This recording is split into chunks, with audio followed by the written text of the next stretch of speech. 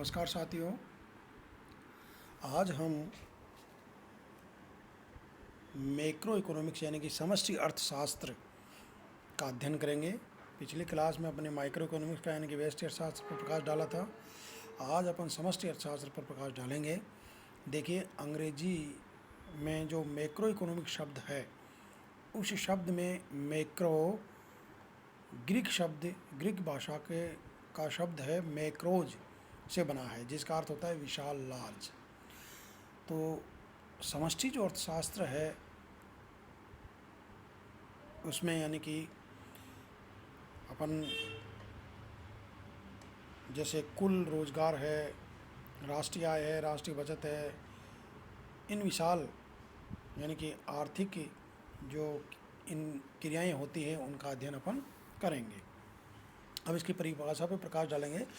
समष्टि अर्थशास्त्र आर्थिक विश्लेषण की वह शाखा है जिसमें संपूर्ण अर्थव्यवस्था से संबंधित विशाल आर्थिक क्रियाओं जैसे राष्ट्रीय आय, राष्ट्रीय बचत, राष्ट्रीय विनियोग, सामान्य कीमत स्तर, कुल रोजगार, कुल उत्पत्ति, मुद्रास्फीति, मुद्रा संकुचन, स्टैगफ्लेशन, आर्थिक विकास, राजकोषीय व मौद्रिक नीति, आर्थिक उतार चढ़ाव आदि का अध्ययन किया जाता है।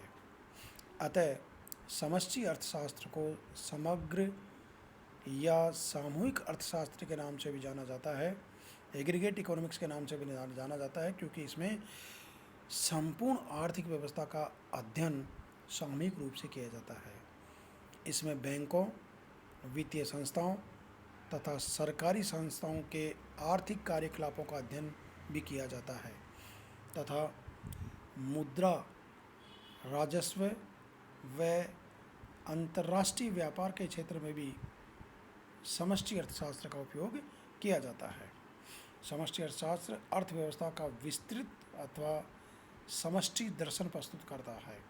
साथ ही समष्टि आर्थिक विश्लेषण में हम इस बात का अध्ययन करते हैं कि राष्ट्रीय आय, कुल रोजगार का स्तर किस प्रकार निर्धारित होता है तथा राष्ट्रीय आय, उत्पादन तथा रोजगार में उच्चावचन किन कारणों से होते हैं, सामान्य मूल्य स्तर का निर्धारण कैसे होता है, अर्थव्यवस्था में कुल उपभोग, कुल बचत, कुल निवेश की राशि किन चरों के द्वारा निर्धारित होती है तथा इनमें किन कारणों से परिवर्तन होते हैं, इन सब का अध्ययन अपन समष्टि अर्थशास्त्र में करते हैं। इसमें मुद्रा की कुल पूर्ति में परिवर्तन होने पर सामान्य कीमत स्तर तथा कुल रोजगार एवं कुल उत्पादन पर क्या प्रभाव पड़ता है, अर्थव्यवस्था में कुल आर्थिक क्रियाओं के स्तर एवं इसमें विस्तार तथा संकुचन का निर्धारण कैसे होता है, आदि सभी का अध्ययन अपन यानी कि समष्टि अर्थशास्त्र में करते हैं। अब देखिए, इसको समष्टि अर्थशास्त्र में अपन किन किन सिद्धांतों का अध्ययन करते हैं उनको एक चार्ट द्वारा भी अपन को इनका एक्सप्लेन कर सकते हैं। तो समष्टि अर्थशास्त्र के जो सिद्धांत उसमें अपन ने यानी कि इनमें 4 भागों में डिवाइड किया है। पहला है आय व रोजगार का सिद्धांत। ठीक है, आय व रोजगार का सिद्धांत, इसमें 2 सिद्धांत होते हैं, उपभोग फलन का सिद्धांत और निवेश का सिद्धांत। और साथ ही इसमें यानी कि व्यापार चक्रों का जो सिद्धांत है या विश्लेषण है उसका भी अध्ययन करते हैं। दूसरा इसमें है आय व रोजगार के सिद्धांत के बाद में दूसरा है सामान्य कीमत स्तर का सिद्धांत, जिसमें अपन मुद्रास्फीति का सिद्धांत, मुद्रा संकुचन, अविस्फीति, स्टैगफ्लेशन आदि का अध्ययन करते हैं। आर्थिक विकास का सिद्धांत, इसमें आर्थिक विकास की दर में जो उतार चढ़ाव होते हैं उसका अध्ययन किया जाता है। वितरण का समष्टिगत सिद्धांत, यानी कि इसमें कुल राष्ट्रीय आय में मजदूरी तथा लाभों के सापेक्ष अंश का निर्धारण आदि का अध्ययन करते हैं। ये थी समष्टि अर्थशास्त्र के सिद्धांत। अब देखिए, अपन समष्टि अर्थशास्त्र के महत्व पर प्रकाश डालते हैं। समष्टि अर्थशास्त्र का जो महत्व है उस पर प्रकाश डालते हैं।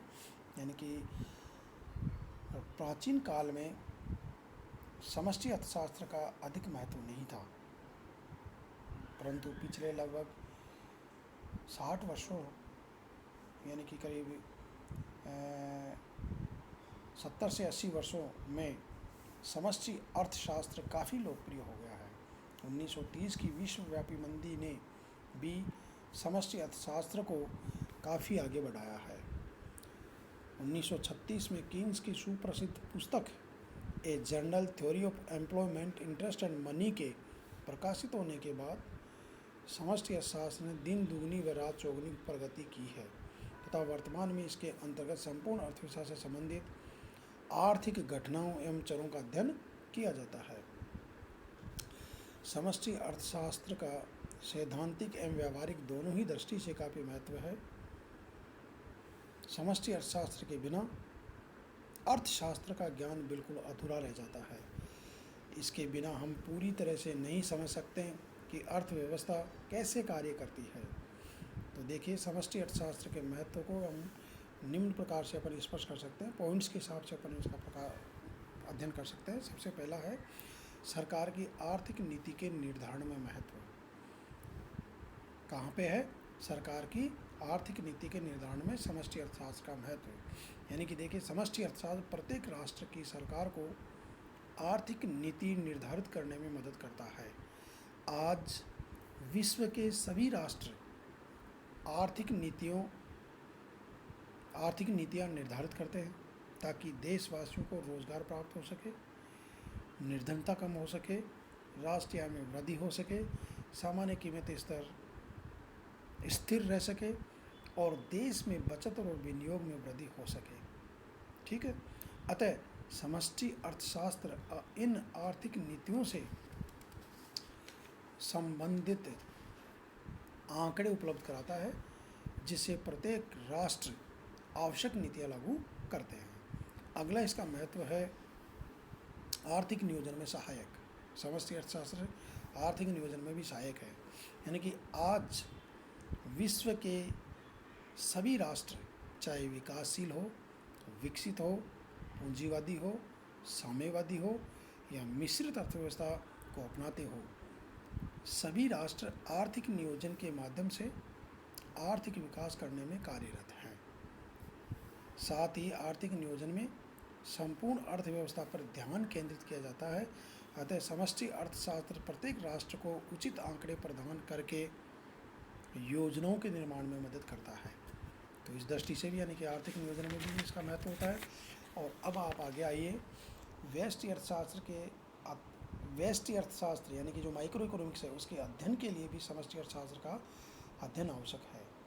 जिस प्रकार समष्टि अर्थशास्त्र के कुछ सिद्धांत व्यष्टि अर्थशास्त्र के सिद्धांतों पर निर्भर करते हैं, वैसे ही व्यष्टि अर्थशास्त्र के कुछ सिद्धांत जैसे लाभ का सिद्धांत, ब्याज का सिद्धांत आदि को समझने के लिए समष्टि अर्थशास्त्र का सहारा लेना पड़ता है। इसी प्रकार एक उद्योग में मजदूरी का निर्धारण अर्थव्यवस्था में मजदूरी की सामान्य स्थिति से प्रभावित होता है। और देखिए, अगला जो है इसका यानी कि आर्थिक उतार चढ़ाव की जानकारी, यानी कि समष्टि अर्थशास्त्र के द्वारा हमें अर्थव्यवस्था में होने वाले आर्थिक उतार चढ़ाव के बारे में भी जानकारी प्राप्त होती है। साथ ही ये ज्ञात किया जा सकता है कि ये आर्थिक उतार चढ़ाव क्यों आते हैं। ठीक है। अगला है मुद्रास्फीति अवस्फीति की जानकारी, यानी कि समष्टि अर्थशास्त्र के द्वारा मुद्रास्फीति व अवस्फीति जैसी समस्याओं की विवेचना की जा सकती है। अर्थात कहने का मतलब है कि मुद्रास्फीति तथा अवस्फीति जैसी समस्याओं की विवेचना समष्टि अर्थशास्त्र के अंदर की जाती है। अतः समष्टि अर्थशास्त्र द्वारा ही हम मुद्रास्फीति और अवस्फीति जैसी मुद्रा संबंधी समस्याओं के सही सैद्धांतिक रूप समझ पाते हैं। इसलिए भी इसका क्या है और इनका उचित समाधान भी हम समष्टि अर्थशास्त्र के माध्यम से ढूंढ सकते हैं। अगला है समष्टि अर्थशास्त्र के माध्यम से हम किसी देश के भौतिक कल्याण में हुई कुल वृद्धि का ज्ञान प्राप्त होता है। फिर आगे और भी इसका महत्व है, यानी कि ये राष्ट्रीय आय के विकास से संबंधित समस्याओं की भी विवेचना करता है। समष्टि आर्थिक विश्लेषण के अध्ययन द्वारा सैद्धांतिक दृष्टि से मुद्रा की तटस्थता जैसे विवादास्पद सैद्धांतिक विषयों पर प्रकाश डाला जा सकता है। और भी महत्व इसका, समष्टि अर्थशास्त्र के माध्यम से हम किसी देश के भौतिक कल्याण में हुई कुल वृद्धि इसका का भी ज्ञान कर सकते हैं। और समष्टि अर्थशास्त्र समाज में बेरोजगारी, मुद्रास्फीति, कर, संतुलित एवं असंतुलित बजट तथा अर्थव्यवस्था में राजकीय हस्तक्षेप की आवश्यकता एवं औचित्य आदि महत्वपूर्ण विवादास्पद एवं चुनौतीपूर्ण विषयों पर व्यापक रूप से प्रकाश डालता है। ये हमने समष्टि अर्थशास्त्र की परिभाषा, इसमें किस किस चीज़ का अध्ययन होता है, इसके चार्ट के द्वारा इस पर एक्सप्लेन अपन ने किया है, इसके महत्व के बारे में जाना है। ये जो समष्टि अर्थशास्त्र है, ये जब आप सेकेंड ईयर में जाओगे तब आपके लिए इसकी पूरी किताब मिलेगी, पूरी बुक आएगी जिसमें इसका गहन अध्ययन किया जाएगा। धन्यवाद।